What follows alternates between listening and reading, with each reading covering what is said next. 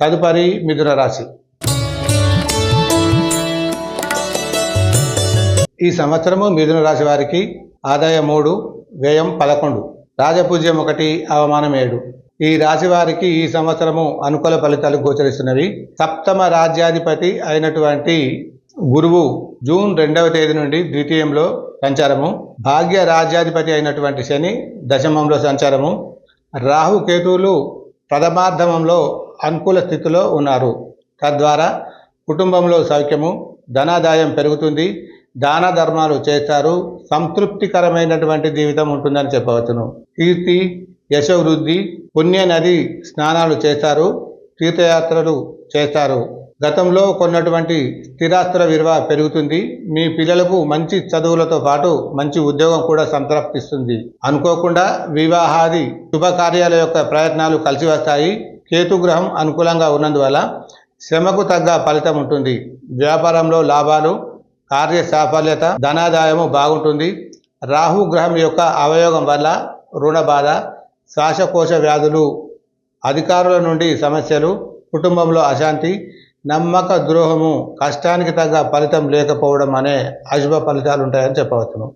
మిథున రాశి వారికి యోగకారకుడు అయినటువంటి శని దశమ సంచారంలో శుభ ఫలితాలను కలిగిస్తున్నారు. స్త్రీ మూలకంగా కుటుంబంలో సుఖ సంతోషాలు నెలకొంటాయి. బంధు వర్గంలో సమాజంలో పేరు ప్రఖ్యాతులు సంపాదించుకుంటారు. అప్రయత్న ధనలాభ సూచన ఖచ్చితంగా ఉంటుందని చెప్పవచ్చును. మీరు తలుచుకున్నటువంటి పనులు ఖచ్చితంగా పూర్తి అవుతాయి. ఈ సంవత్సరము ఉద్యోగస్తులకు అనుకూలంగా ఉంటుందని చెప్పవచ్చును.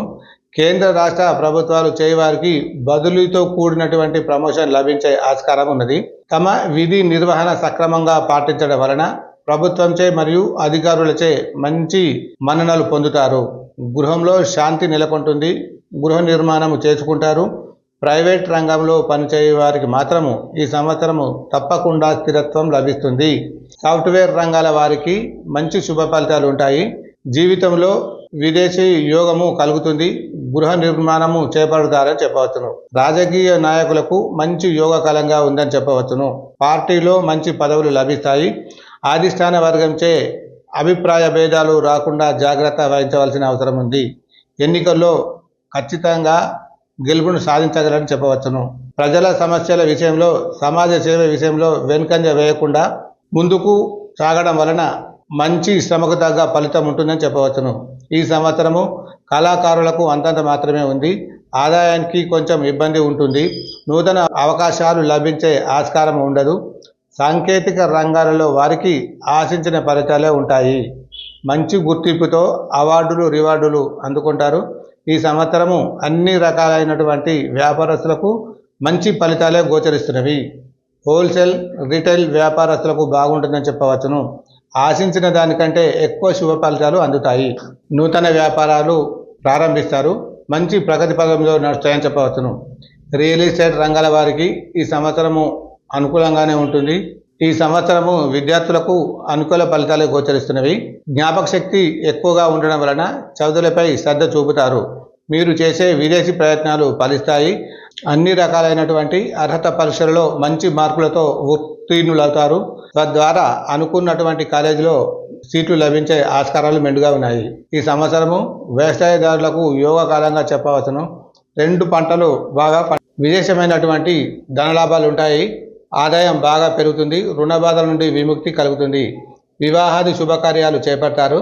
ఈ సంవత్సరము రొయ్యల, చేపల చెరువుల వారికి చాలా బాగుంటుందని చెప్పవచ్చును. ఆభరణాలు కొనుగోలు చేస్తారు.